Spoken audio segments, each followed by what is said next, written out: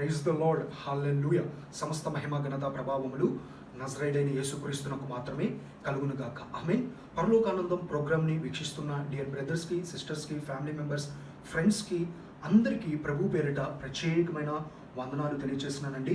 దేవుడు మీ కుటుంబాలన్నిటినీ దీవించి సమృద్ధముగా ఆశీర్వదించును గాక. ఆమేన్. ఈ రోజున దేవుడు మన జీవితాలలో ఒక గొప్ప కార్యాన్ని జరిగించాలని చెప్పి తన వాక్కును పంపి మనలను బాగు చేయాలని చెప్పి పరిశుద్ధాత్మ దేవుడు ఎంతగానో ప్రేరేపణ ఇస్తూ ఆశపడుతూ ఉంటుండగా దేవుని యొక్క వాక్యానికి విధేయత చూపించి, శ్రద్ధ చూపించి, సమయాన్ని కేటాయించి వినినట్లయితే, ప్రాముఖ్యంగా విన్న వాక్యాన్ని జీవితంలో ఆచరణలో పెట్టినట్లయితే మీ జీవితంలో తప్పనిసరిగా అద్భుతాలు చూస్తారు అనే విషయాన్ని గ్రహించండి. ప్రార్థన. మహాపరిశుద్ధుడైన నా తండ్రి, నీకే స్తుతులు. ఈరోజు మేమందరము నీ వాక్కును వినుటకు ఈ యొక్క వీడియోని ఓపెన్ చేస్తుండగా తండ్రి, మాతో మా అందరితో సూటిగా స్పష్టంగా మాట్లాడి మా జీవితంలో నువ్వు ఏదైతే ఆశిస్తున్నావో ఆ ఆశకు తగ్గ కార్యాలను జరిగించమని, మీరే మహిమ పొందమని, వాక్యం ఆది నిమిషము మొదలుకొని ఆఖరి నిమిషం వరకు నీ కృప, నీ సన్నిధి ప్రతి ఒక్కరికి తోడుగా ఉంచి నడిపించి మహిమ పొందమని నజరేయుడైన యేసుక్రీస్తు నామములో అడిగి వేడుకొని పొందుకుని ఉన్నాం మా తండ్రి. ఆమేన్. ఈ రోజున మనం వాక్యధ్యానము నిమిత్తమై సామెతల గ్రంథము 25వ అధ్యాయము 28వ వచనము క్లుప్తముగా ధ్యానించుకుందాం. ప్రాకారము లేని పాడైపోయిన పురము ఎంతో, తన మనసును అణుచుకోలేని వాడును అంతే. ఈ రోజున మనం వాక్యధ్యానం అంశం నిమిత్తమై నీ మనసును అణుచుకోపోతే నీవు వ్యర్థుడివి. ఈ రోజున ఆలోచన చేసినట్లయితే సూటిగా స్పష్టముగా దేవుడు ఇక్కడ హెచ్చరికతో కూడిన ఒక వాక్యమును దేవుడు మనకు చూపిస్తున్నాడు, బయలుపరుస్తున్నాడు అనే విషయాన్ని గ్రహించండి. అక్కడ ఏమని చెప్తుంది అని అంటున్నట్లయితే, ప్రాకారము లేని పాడైపోయిన పురము ఎంతో, తన మనసును అణుచుకోలేని వాడు కూడా అంతే అని చెప్పి దేవుని వాక్యం స్పష్టంగా చెప్పబడుతుంది. ప్రాకారము లేని పురం అంటే ఒక పట్టణము ఉంది, దానికి ఒక ప్రాకారము లేదు. ఆ పట్టణముకు ఆ ప్రాకారం అంటే ఒక సరిహద్దు, ఒక వాల్ లేకపోతే అది ఎంత వేస్టో, అది ఎంతో వ్యర్థము. అలాగే నీ మనసును నీవు అణుచుకోలేకపోతే నీవు కూడా అంతే వ్యర్థుడివి అని చెప్పి దేవుని వాక్యం స్పష్టంగా చెప్పబడుతుంది. అంటే ప్రతి దానికి ఒక్కొక్క స్టేజ్కి ఒక్కొక్క క్రమం అనేది ఉండటం అనేది జరుగుతుంది. ప్రాముఖ్యంగా నీ జీవితంలో దేవుడు కొన్ని నియమాలను, కొన్ని సరిహద్దులను, కొన్ని ప్రిన్సిపల్స్ని దేవుడు పెట్టి ఉన్నాడు. ఆదాము అవ్వ జీవితంలో ఆ పండు తినమాక అని చెప్పి సరిహద్దు ఏర్పాటు చేసి ఉన్నాడు. సముద్రమునకు సరిహద్దు, పొలిమేర ఏర్పాటు చేసి ఉన్నాడు. నీవు ఇక్కడి నుంచి దాటి బయటికి రాకూడదు అని చెప్పి. అదే రీతిగా మన జీవితంలో కూడా దేవుడు కొన్ని ప్రిన్సిపల్స్ని పెట్టడం అనేది జరిగింది. ఈ ప్రిన్సిపల్స్ని మనము దాటి మన మనసును అణుచుకోలేక మనం ఎప్పుడైతే ముందుకు ప్రవర్తిస్తామో మనము ఆ పాడైపోయిన పురము ఎలాంటిదో మన జీవితాలు కూడా అంతే అని చెప్పి దేవుడి వాక్యము స్పష్టంగా తెలియచేయడం అనేది జరుగుతుంది. అంటే మన లిమిట్స్ మనం క్రాస్ చేయకూడదు, మనం సెల్ఫ్ కంట్రోల్ చేసుకోవాలి అని చెప్పి దేవుడి వాక్యం స్పష్టంగా చెప్పబడుతుంది. ఈ రోజున ఆలోచన చేసినట్లయితే వాక్యం ఏంటంటే డియర్ బ్రదర్స్ అండ్ వాక్యం ఏంటంటే డియర్ సిస్టర్, మీరు ఎటువంటి జీవితంలో ఉన్నా సరే నీవు నీ మనసును అణుచుకునే వాడివిగా నీవు ఉండాలి. మనసును అణుచుకోకపోతే నష్టం ఎవరికి? మనసును అణుచుకోకపోతే దాని వలన వచ్చే ప్రతిఫలం ఎవరికి? మనసును అణుచుకోకపోతే దాని వలన కలిగే పరిణామాలు ఎవరికి అని అంటున్నట్లయితే ప్రాముఖ్యంగా ఎవరు చేస్తే వారికి అనే విషయాన్ని సమయమునందరూ గ్రహించండి. దావీదు ఒకప్పుడు ఏమీ లేని స్థితి, దేవుని కృపచేతన బహుబలముగా దీవించబడ్డాడు, ఆశీర్వదించబడ్డాడు, ఉన్నతమైన స్థానమునకు వచ్చి ఉన్నాడు. తన మనసును అణుచుకోలేకపోయి ఉన్నాడు. ఎప్పుడైతే బెత్సబాతో పాపము చేయడానికి ఇష్టపడి ఉన్నాడు, తనకున్న ఒక పిలుపును, తను ఎటువంటి స్థితిలో నుంచి ఎటువంటి స్థితిలోనికి వచ్చి ఉన్నాడో సమస్తమును అంతటినీ కోల్పోయి ఉండి మొత్తము పోగొట్టుకున్న వాడిగా మనము చూడవచ్చు. అయితే తిరిగి దేవుని కృపచేతన పొందుకుని ఉన్నాడు. తప్పిపోయిన కుమారుడు, తన తండ్రి ఏంటి, తన అన్న ఏంటి, మనం ఎటువంటి కుటుంబం నుంచి వస్తున్నాము అనే విషయాన్ని గ్రహించలేకుండా, తన మనసును అణుచుకోలేకుండా, ఇంత సౌందర్యము, ఇంత డబ్బు, ఇంత సంపద మా తండ్రి దగ్గర ఉంది, మరి మా తండ్రి ఏంటి ఇలాగే ఉంటున్నాడు, నేను బయటికి వెళ్తాను అని చెప్పి అణుచుకోలేకుండా తన బయటికి వెళ్ళినప్పుడు తన జీవితము మొత్తము నాశనం అయిపోయింది.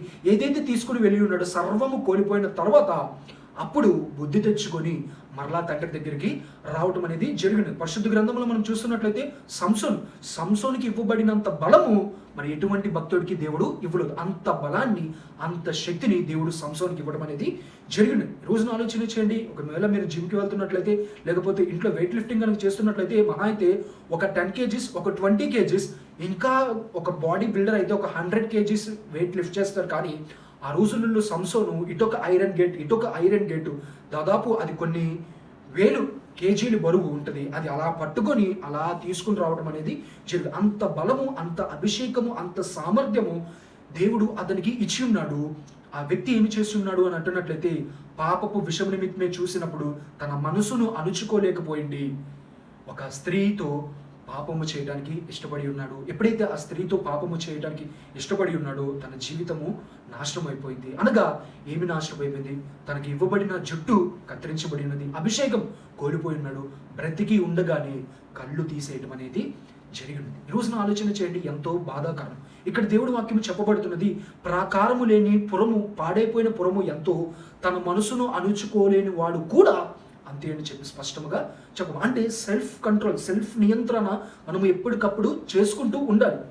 నువ్వు క్రీస్తును నమ్ముకోక మునుపు నీ జీవితము పాపములో ఉండని, మోసములో ఉండని, అన్యాయములో ఉండని, అక్రమములో ఉండని, మరి ఎటువంటి సత్య సంబంధాలు కలిగి నీవు జీవించిన సరే, వన్స్ నీవు క్రీస్తులోకి వచ్చేసిన తర్వాత నీవు పరిశుద్ధముగా ఉండటకు, నీవు నీతిగా ఉండటకు, నీవు దేవుని ప్రేమను చూపుటకు, నీవు ప్రాముఖ్యముగా దేవుని యొక్క మాదిరి కలిగి జీవించుటకు మాత్రమే నీవు పిలువబడి ఉన్నావు, కానీ పాపము చేయడానికి కాదు అనే విషయాన్ని, వాస్తవాన్ని గ్రహించండి. ఈ రోజున ఉన్నారా మన మధ్యలో తన మనసును అణుచుకోలేకుండా తన జీవితాన్ని నాశనం చేసుకున్నవారు? లోకంలో ఏదో దొరుకుతుంది బ్రదర్, లోకంలో వాళ్ళందరూ ఎటో వెళ్తున్నారు బ్రదర్, వీరందరూ ఎటో వెళ్తున్నారు బ్రదర్, నేనేమో ఆదివారం చర్చికి వెళ్తున్నాను, నా జీవితంలో ఏం జరుగుతుంది? ఏం జరగదు. ఒక 80 సంవత్సరాలు నీ జీవితంలో ఏమీ జరగనట్టుగా కనపడుతుంది. కానీ 80 సంవత్సరాలు 90 సంవత్సరాలు తర్వాత నువ్వు ఒక పరలోక రాజ్యానికి వెళ్ళిన తర్వాత నీకు అర్థమవుతుంది, ఆ 80 సంవత్సరాల్లో వారు జీవించిన జీవితంలో ఏమీ లేదు, నేను జీవించిన జీవితంలోనే సమస్తము నా ప్రభు నా కొరకు దాచి ఉంచి ఉన్నాడు అనే ఒక వాస్తవాన్ని నీవు గ్రహించుకుంటావు అనే విషయాన్ని సమయం నందున గ్రహించండి. Self control. కోపం వస్తుందా? Self control.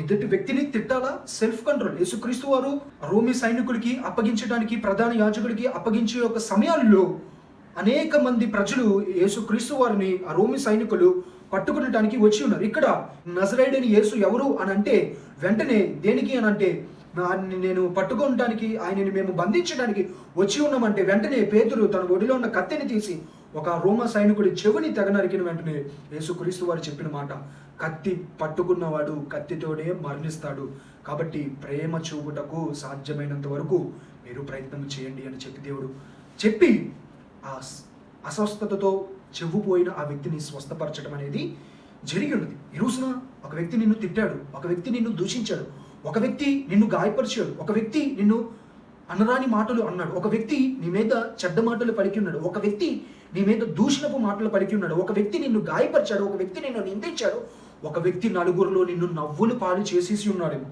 అయితే నీవు భయపడాల్సిన అవసరం లేదు. సెల్ఫ్ కంట్రోల్, సెల్ఫ్ నియంత్రణని నీవు కలిగి జీవించాలి. నీ మనసును ఎప్పటికప్పుడు అణుచుకునేవారుగా ఉంటే దేవుడు అంచెలంచెలుగా దీవించడం అనేది జరుగుతుంది. నువ్వు అణుచుకోకుండా నువ్వు ఎగిరెగిరి పడుతున్నట్లయితే దేవుడు అణచబడతాడు. దేవుడు చెప్పినప్పుడు మన జీవితాలని అణుచుకున్నామా, మన జీవితాలు ఆశీర్వాదకరముగా ఉంటాయి. దేవుడు చెప్పినప్పుడు మన జీవితాలను అణుచుకోకుండా ఆయాసపడి ఏదో చెయ్యాలని పైకి లేసామా, దేవుడు అనగగొడతాడు. దేవుడు అనగగొడితే ఆ బహు భయంకరమైన పరిస్థితి చాలా వేదనకరముగా ఉంటుంది. అది ఏ విషయంలో అయినా సరే, అబద్ధమా, మోసమా, ధనము విషయమా, లేకపోతే లోకము విషయమా, లేకపోతే లైంగిక కార్యాల విషయమా, మరి ఎటువంటి విషయమైనా సరే నీవు ఎప్పటికప్పుడు నీ మనసును అణుచుకోవాలి. నువ్వు అణుచుకోకపోతే అది ఒక రోజుకి అది చిన్నగా ఉండొచ్చు, తుదుకు అది పెరిగి పెరిగి పెరిగి పెరిగి పెరిగి పెరిగి పెరిగి పెద్దది పాపమయం పోతుంది. ఆ పాపము వలన వచ్చే జీతము మరణము. అది నీ జీవితానికి నష్టము, ఎదుటి వ్యక్తి జీవితానికి నష్టము, కుటుంబ జీవితానికి నష్టము, ప్రాముఖ్యంగా అందరికీ నష్టమే. పరిశుద్ధ గ్రంథంలో మనం చూస్తున్నట్లయితే యోనా తన జీవితం ఏంటి? దేవునిచే ఎన్నుకోబడిన ఒక గొప్ప వ్యక్తి, దేవుని పిలుపు పొందుకొని, యోనా నువ్వు నినివేకి వెళ్ళా అంటే, నినివే పట్టణపు ప్రజలకు వెళ్ళి నా సువార్తను ప్రకటించంటే, నేను తర్షీష్కి వెళ్తాను. నినివేకి ఎవడెళ్తాడు?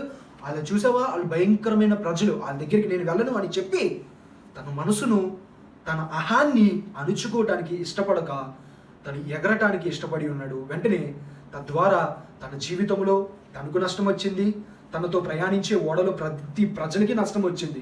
ఎప్పుడైతే తప్పైపోయింది ప్రభువా అని తప్పు తెలుసుకున్నాడో అప్పుడు ప్రజలందరికీ సమాధానము దొరకడం అనేది జరిగింది. కాబట్టి ఈ రోజున మీ జీవితంలో సమాధానం ఉండాలి, మీ జీవితంలో శాంతి ఉండాలి, మీ జీవితంలో ప్రేమ ఉండాలి, మీ జీవితంలో ఐక్యత ఉండాలి, మీ జీవితంలో పరలోక రాజ్యము మీరు మీ కుటుంబంలో ఈ భూమి మీద అనుభవించాలి అన్న ప్రతి ఒక్కళ్ళు కూడా మీ మనసును, మీ జీవితాన్ని అణుచుకొని ఉండటము బహు శ్రేష్టకరము అని చెప్పి ప్రభు పేరట మీ అందరికీ విజ్ఞాపన చేయడం అనేది జరుగుతుందండి. స్వయ నియంత్రణలో నీవు పెట్టుకోవాలి. అంటే మనసు చెప్పింది నీవు చేయకూడదు, నీవు చెప్పినట్టుగా మనసు చేయాలి. ఒక పాపము చూసావు, ఒక అట్రాక్షన్ నీ చూపులకి కనబడింది, అరే భలే ఉంది కదా అని చెప్పి అలా వెళ్ళిపోకూడదు.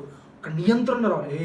తప్పు, పరలోకమందు పరిశుద్ధుడైన దేవుడు నన్ను పరిశీలనిస్తున్నాడు, నా హృదయాన్ని చూస్తున్నాడు, ఆయనకి విరుద్ధంగా నేను జీవించకూడదు అని చెప్పి యథార్థవంతము కలిగి అణుచుకోవాలి. ఆ కోరికల, ఆ అహమ, ఆ కోపమ, ఆ చిరాగ, ఆ అసూయ, ఆ ద్వేషమ అన్ని అణుచుకోవాలి. ఎప్పుడైతే అణుచుకుంటావో దేవుడు కృప నీ మీద పడుతుంది. తద్వారా నీవు దీవించబడిన వ్యక్తిగా నీవు మారుతావు అనే విషయాన్ని గ్రహించండి. కాబట్టి ఈ రోజున వాక్యమైన డియర్ బ్రదర్స్ అండ్ వాక్యమైన డియర్ సిస్టర్స్ అందరూ ఈ రోజున మీ మనసును అణుచుకునడానికి ప్రయత్నము చేయండి. తప్పనిసరిగా మీ జీవితంలో దేవుని యొక్క దీవెనలు, కార్యాలు చూస్తారనే విషయాన్ని గ్రహించండి. ప్రార్థన. మహాపరిశుద్ధుడైన నా తండ్రి, నీకు స్తుతులు. ఈరోజు మాతో బహుసూటిగా స్పష్టంగా మాట్లాడిన విధానం బట్టి వందనాలు తండ్రి. ప్రాకారము లేని పాడైన పురము ఎంతో తన మనసును అణుచుకోలేని వాడు అంతే.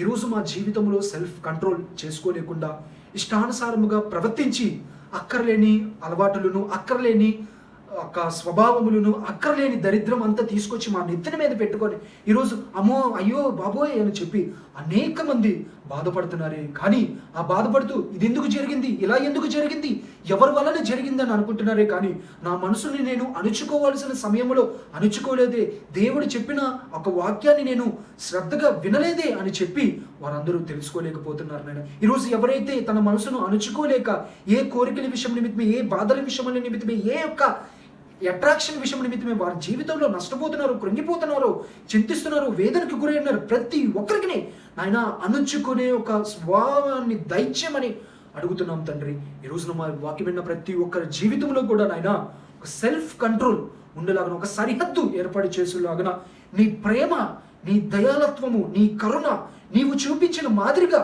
ప్రతి ఒక్కరూ, నీవు జీవించిన మాదిరిగా ప్రతి ఒక్కరూ ఉండేలాగా మా ఒక్కొక్కరికి మీరు సహాయమును దయచేయమని, ఎటువంటి సాతానుగాడి కార్యక్రమములకు నాయన అణుచుకోకుండా నాయన ఎగిరెగిరిపడి నాయన ఆశతో ముందుకు వెళ్ళి జీవితాన్ని నాశనం చేసుకునే వారుగా మేము మిగిలిపోకుండా తండ్రి ప్రతి విషయం నిమిత్తమే అణుచుకొని ప్రభువు చూస్తున్నాడు అనే భయభక్తులు కలిగి మేమందరమును జీవించలాగిన సహాయమును దయచేయమని నజరేయుడైన యేసుక్రీస్తు నామములో అడిగి వేడుకుని పొందుకుని ఉంటున్నాం మా తండ్రి.